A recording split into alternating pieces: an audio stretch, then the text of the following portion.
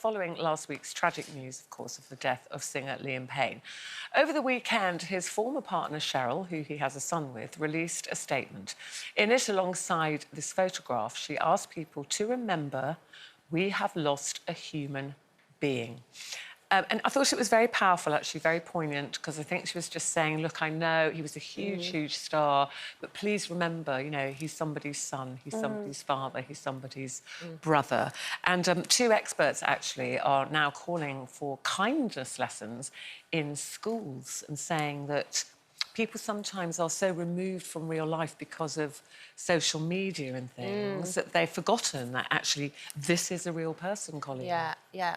Well, I think social media has a lot to do with it, because I think we've all got desensitised to a lot of awfulness that goes on there, and you just kind of scroll on. However, can it be taught in school? I do think, in some respects, I think empathy, for me, it's always, you know, when people aren't nice, I go, oh, they haven't got the empathy gene. You know what I mean? And I think, can that be taught, or is that something that's inbuilt? My thing is, I think schools should be able to guide them in kindness and being nice. I think that's important to teach kids at school. But equally then, when they get home, they have to learn it at home as well. There's no point in the teachers doing it and then they get home and the parents, you know. It is interesting to think, can it, you know, is it something that's inherent in you, or can you be taught empathy? I mean, you had an awful social media troll just yesterday. Yeah, I did, yeah. And I was talking about it with you ladies this morning, that we're all quite used to having, you know, trolls. And I suppose it's the context of which mine happened. I was running a charity race in the morning and I wanted to get a certain time. And it was Storm Ashley. We got totally soaked. I got all my, like, makeup in my eyes. And I was just a bit rubbish and got a really bad time, then slipped in the mud at the end. And then... So not having the best day. Not a great day. I just felt like a bit of a useless lump and I'd let everyone down. Kind of that, you know when you just feel a bit bad about yourself. So the first thing I did was check my phone, because the babysitter was going to take the kids to the cafe and it had been heavy rain, so I wanted to check that they'd driven to the cafe all right. And I opened my phone and it was basically someone telling me to kill myself and throw myself off a balcony. I mean, it was horrific. Yeah, and normally I just think this is part of my job, being in the public eye, and they were commenting about my face and my appearance. And it just stung, because I already felt useless because of what had happened. And I put it on my Instagram. And actually, perspective is important, because that one horrible comment generated loads of really nice, supportive, decent, normal people saying, this is not normal, this is not OK. Yeah, you wrote something lovely, which is strange, because you're horrible to me in person. I can turn it on when it's needed, Kate.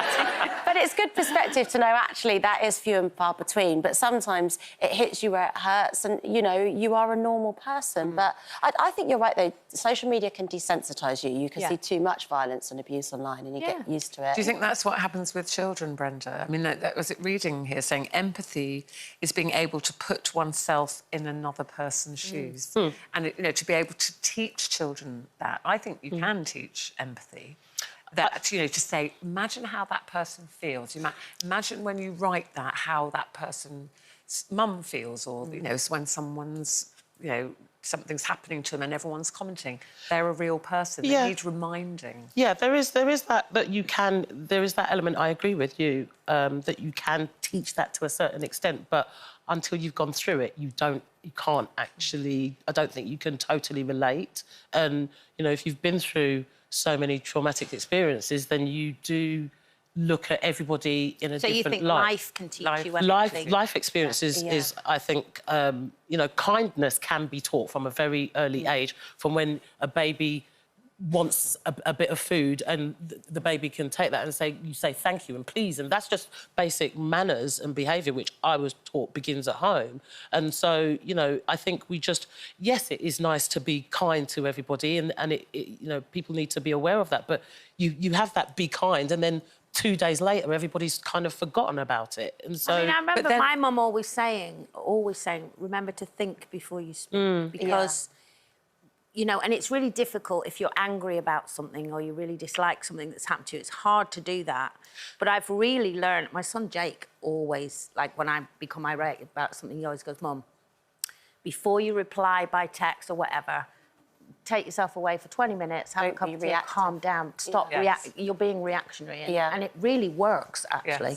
Yes. Sad when your child is teaching you that. But I actually think, Katie, you were absolutely right to call that person out, because that was horrific what they wrote about you. And like you said, we all have a limit, don't we? Yeah. Whoever you are, whether you're on TV, not on TV, it's nothing to do about being on television. Yeah. It's just everyone has a limit that you go, oh, I can take that, and then just sometimes something is just a step too far. And, that person, you know who you are.